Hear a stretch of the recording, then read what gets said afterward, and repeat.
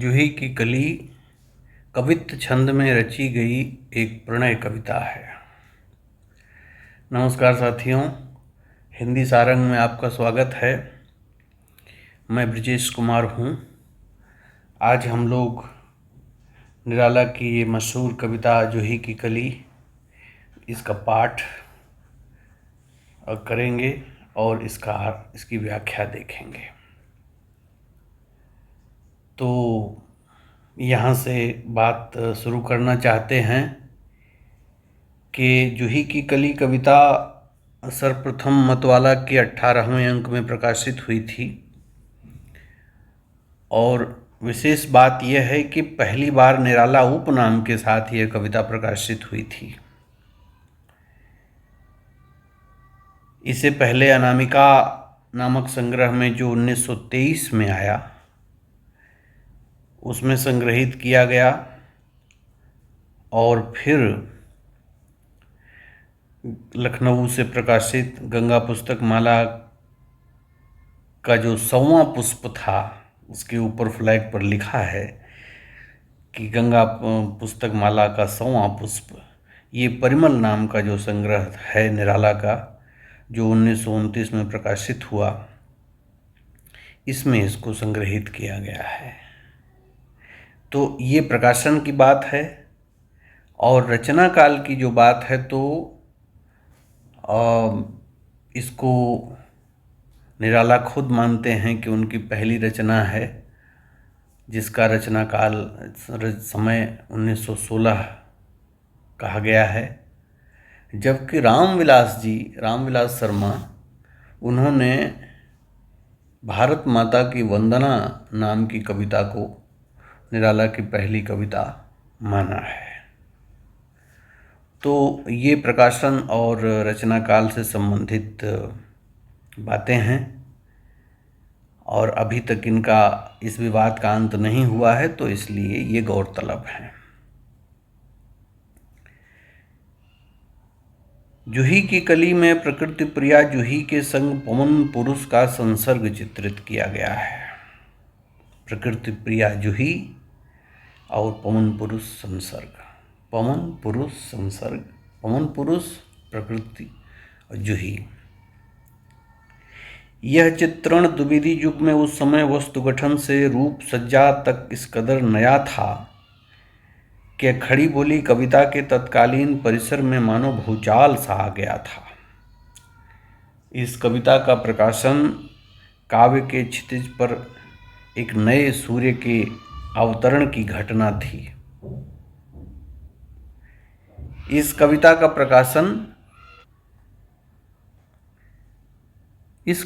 प्रकाशन काव्य के क्षितिज पर एक नए सूर्य के अवतरण की घटना थी, जिसने अपना नाम सूर्य कुमार तिवारी से बदलकर सूर्यकांत त्रिपाठी कर लिया था।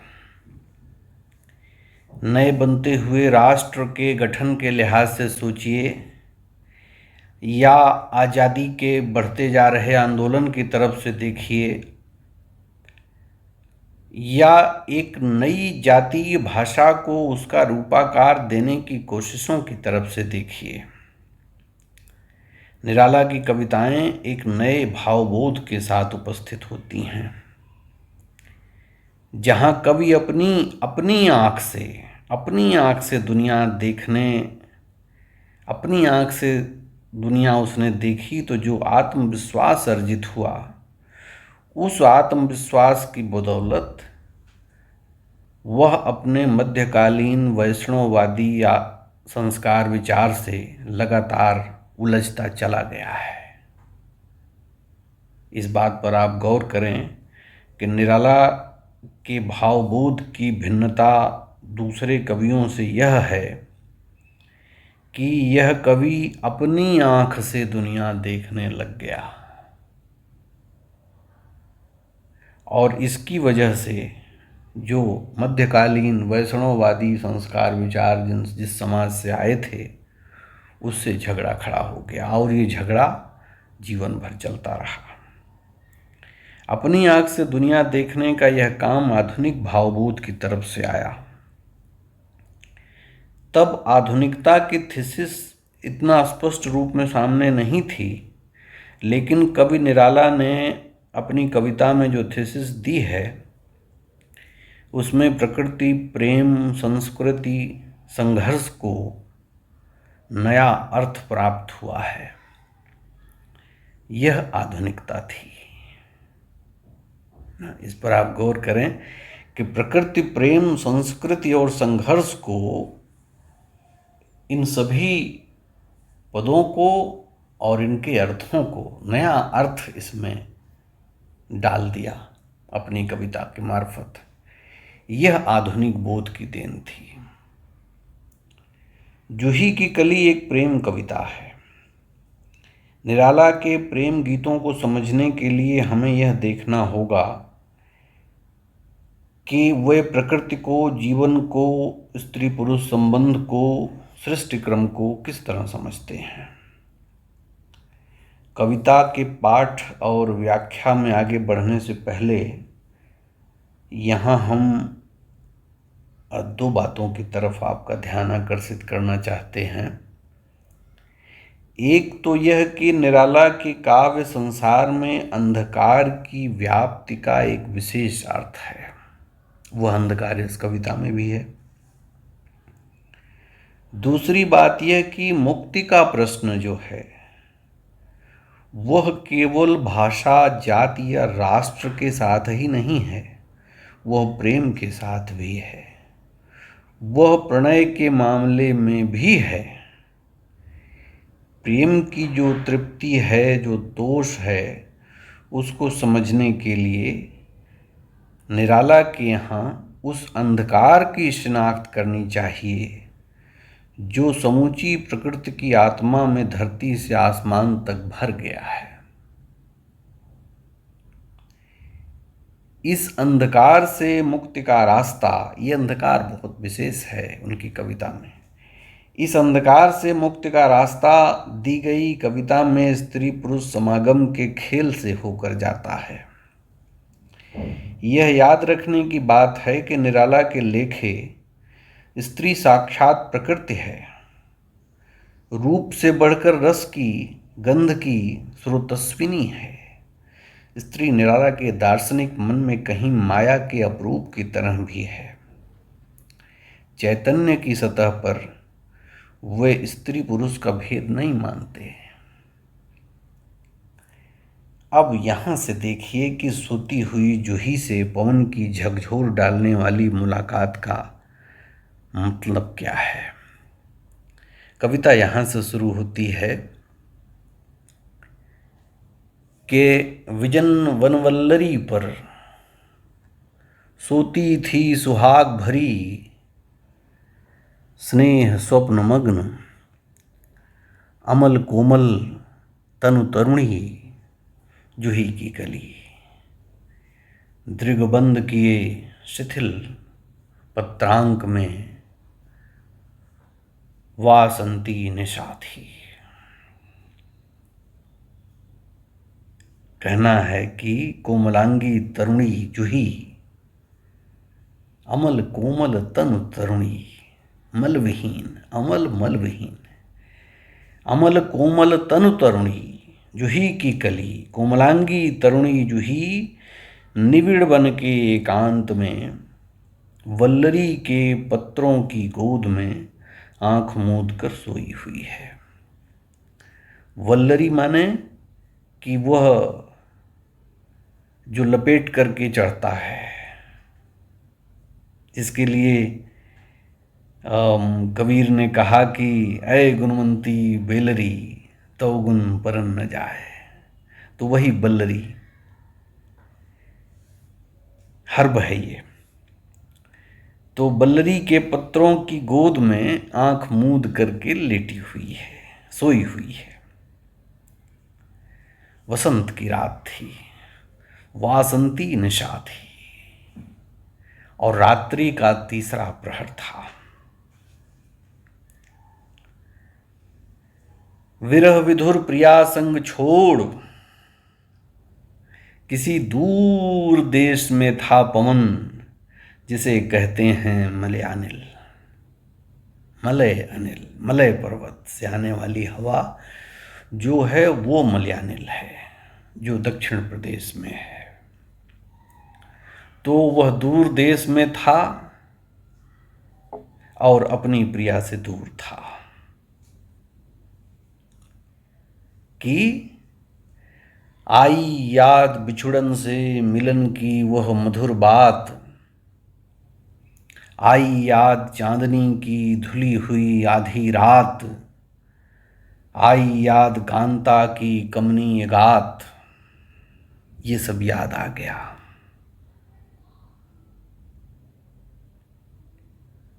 कि उसे प्रिय मिलन की मधुर बात, चांदनी की धुली हुई आधी रात और प्रियतमा की देह का कमनीय कंपन याद हो आया।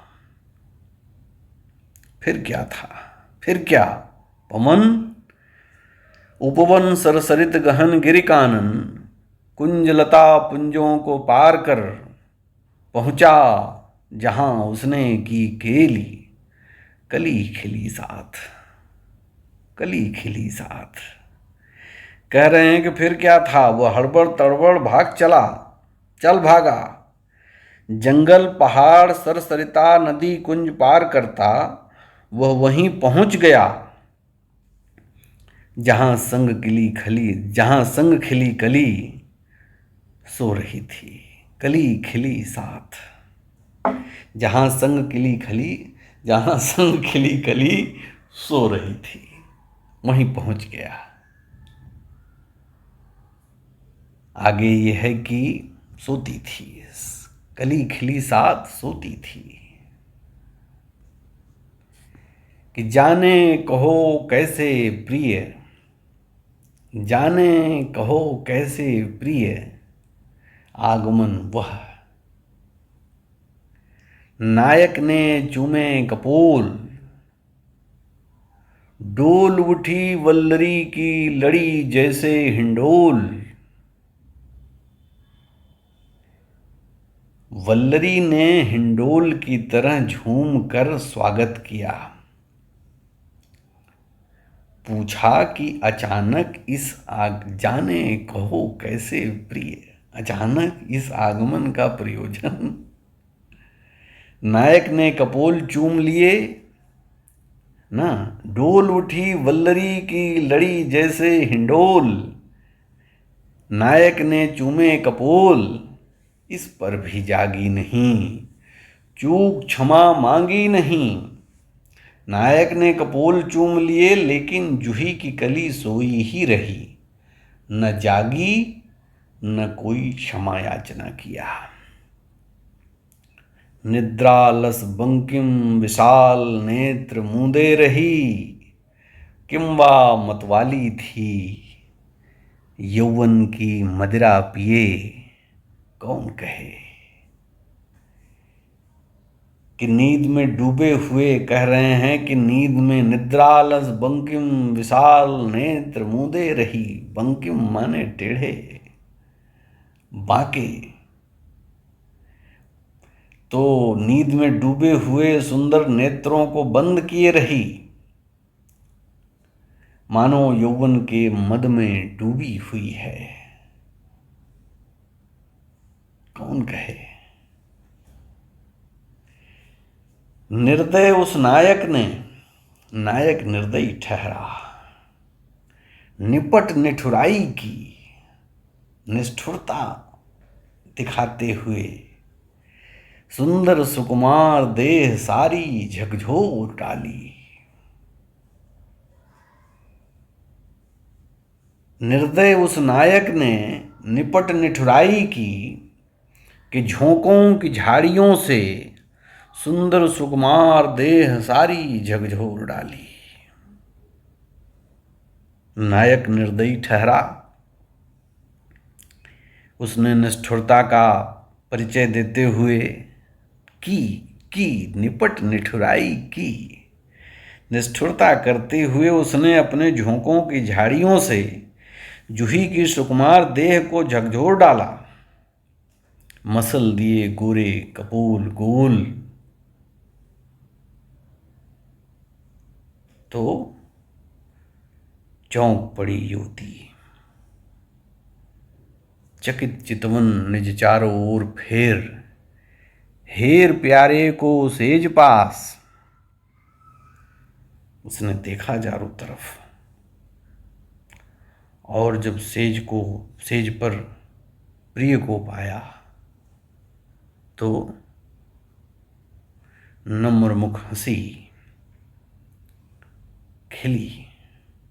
खेल रंग प्यारे संग, खेल तो हो चुका था। इस कविता की संस्कृत निष्ठ सामासिक पदावली में ये पूरा जो पद विन्यास है, जो डिक्शन है, ये जो पदावली है, इसको हम संस्कृत निष्ठ सामासिक पदावली कह सकते हैं। तो इस पदावली में जो कहा गया है वह संक्षेप में यही है। हमने यहाँ विद्यार्थियों की सुविधा का ध्यान रखते हुए थोड़ा सरल तरीके से बात रखने की कोशिश की है। ध्यान दीजिए कि निराला कह रहे हैं कि कली खिली साथ। यह निराला की काव्यबोध की एक विशेष बात है, जो स्त्री विषयक दूसरी कविताओं में भी आप इसको देख सकते हैं कि वे चैतन्य के स्तर पर, चेतना के स्तर पर वो स्त्री पुरुष में भेद नहीं मानते। फिर इसके बाद ये सवाल है कि यह जो निर्दयता है, यह जो निष्ठुरता है, निर्दय उस नायक ने निपुट निठुराई की, यह जो निष्ठुरता है, इस पर गौर करने की जरूरत है। इसी को कहते हैं कि अगर इरादा नेक हो तो कोई भी बात कही जा सकती है। यह जो झकझोर है, इस झकझोर को चित्रित करने का यह साहस उल्लेखनीय है। मसल डालने की अफनाहट ख्याल में ही अधिक रहती है। आप इसको देखें कि मसल डालने की जो अफनाहट है वो ख्याल में ही अधिक रहती है। जमीनी हकीकतें वास्तव में वैसी सुप्त नहीं होती जैसा जूही को दिखाया गया है। यह सुप्ति न मात्र सोने के अर्थ में है, ये बात आप विशेष तौर पर गौर करें कि यह जो जूही का सोना है, सोई हुई है, आंख मूंदे हुए है, तो यह सुप्ति न मात्र सोने के अर्थ में है, न यह किसी स्त्री मात्र की बात है। विशेष बात यही है कि यहाँ सुप्ति में सांस्कृतिक संयम भी शामिल है। थोड़ी देर के लिए इसको ऐसे सोचिए कि कवि निराला जो है वो तिमिरग्रस्त अपनी ही वैचारिक चेतना को, अपने ही सांस्कृतिक बोध को झकझोर रहा है, तो कविता का अर्थ पलट जाएगा। एक झकझोर गोरख पांडे के यहाँ भी आई है। जनता की आवे पलटनियां, हिले ले झकझोर दुनिया। तो निराला की इस कविता में एक कथा है, उस कथा में एक खेल है, खेल में एक रंग है, रंग में एक गंध है, गंध में एक रस है, और रस में भी आदि रस है।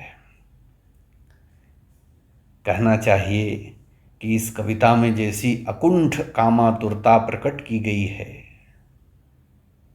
वह संस्कृत, बांग्ला और व्रजी की परंपरा में कोई नई बात तो नहीं थी, लेकिन खड़ी बोली हिंदी के लिए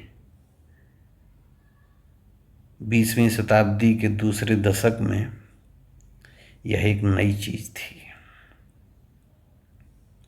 निराला की बिंब योजना पर बात रखने से पहले हम ये कहना चाहते हैं कि निराला की कविता में स्त्री और प्रकृति जिस तौर पर एकम एक होकर अभिव्यक्ति पाते हैं, वहाँ तृप्ति मुक्ति का आशय है कि वहाँ जागो जागो की एक परिघटना घटित होती है।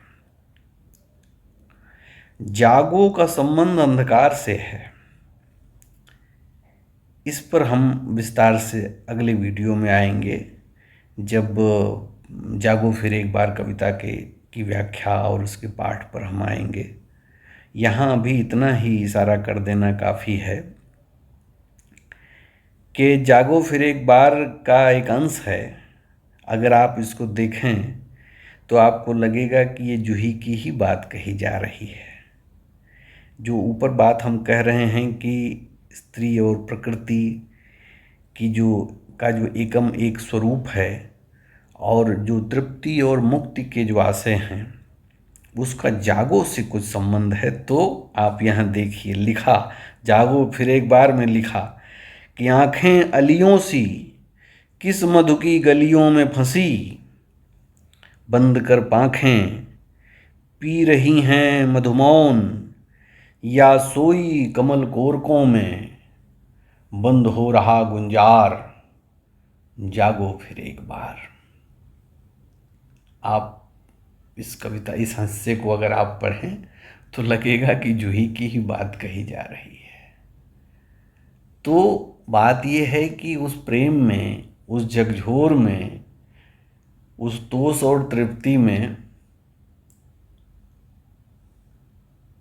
जागो की एक परिघटना कहीं घटित हो रही है। और ये ऐतिहासिक रूप से आप जानते हैं कि निराला के काव्य में ये कविता पहले, जूही की कली पहले बनाई गई थी, और जो परवर्ती कविताएं बनी उसमें यह बात किस तौर पर सामने आई है। हम यहाँ आपसे आपका ध्यान ये दिलाना चाहते हैं कि प्रिय, प्रकृति और प्रेम, निराला की कविता में ये जब एक ही आसन पर समाधिस्थ हो उठते हैं तो उसके पीछे तृप्ति, मुक्ति और जागो की प्रेरणा काम कर रही होती है। यह एक उपलब्धि है काव्य की दृष्टि से। आप देखें काव्य प्रतिभा की दृष्टि से तो यह एक उपलब्धि है। निराला की काव्य प्रतिभा को रामचंद्र शुक्ल ने अपने इतिहास में बहुवस्तु स्पर्शनी कहा है, जबकि उनके समय तक बहुत थोड़ी ही रचनाएं उनके सामने आ सकी थीं।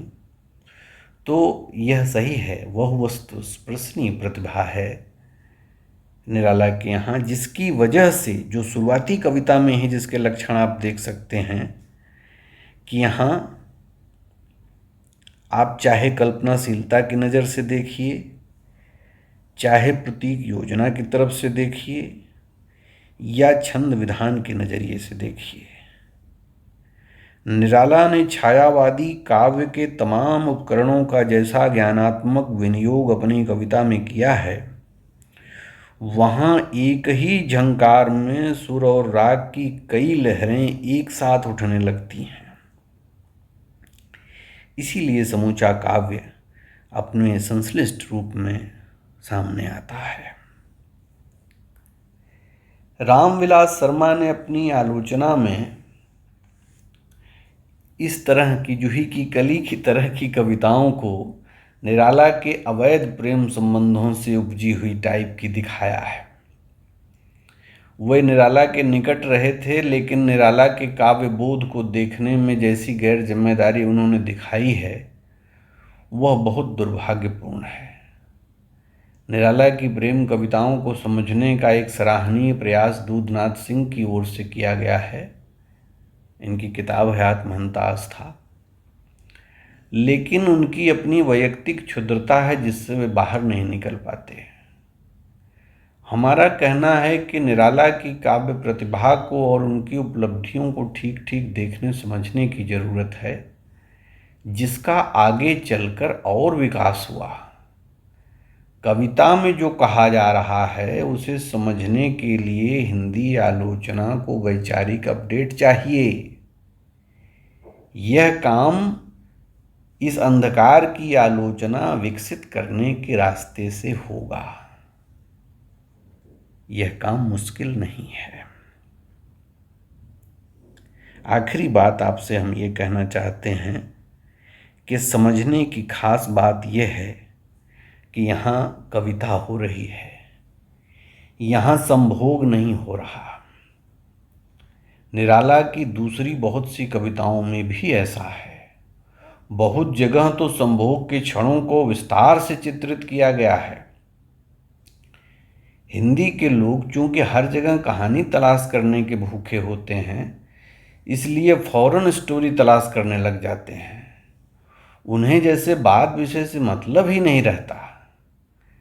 संसर्ग का चित्र देखते ही जो लोग मनई चिन्हने के चक्कर तक चले जाते हैं, वे भ्रष्ट चेतना के लोग हैं।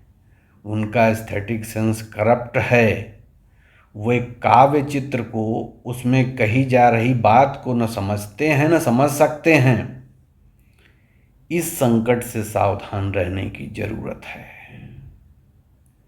जूही की कली को जो लोग मनोहरा देवी से जोड़ते हैं या जोड़ना चाहते हैं, उनकी समझ में जूही की कली कभी नहीं आ सकती। यह समस्या आप ध्यान दीजिए कि ठीक उसी चित्रप्रियता के कारण उत्पन्न हुई है जिसकी ओर परिमल की भूमिका में निराला ने इशारा किया है। परिमल वही संग्रह है जिसमें ये कविता छपी है। कहने का मतलब यह है कि हिंदी के विद्यार्थी को खुद अपनी आंख से स्थितियों और संदर्भों को देखना होगा, तभी वह ठीक ठीक समझ पाएगा कि कविता में कहना क्या था, कि कवि ने कहा क्या है और उसको अब तक समझा किस किस रूप में गया है। निराला की काव्यात्मक उपलब्धियों को समझने के लिए हिंदी के आम विद्यार्थी को दृष्टि विकास की जरूरत पड़ेगी। उसकी आलोचनात्मक चेतना को परिष्कार चाहिए होगा।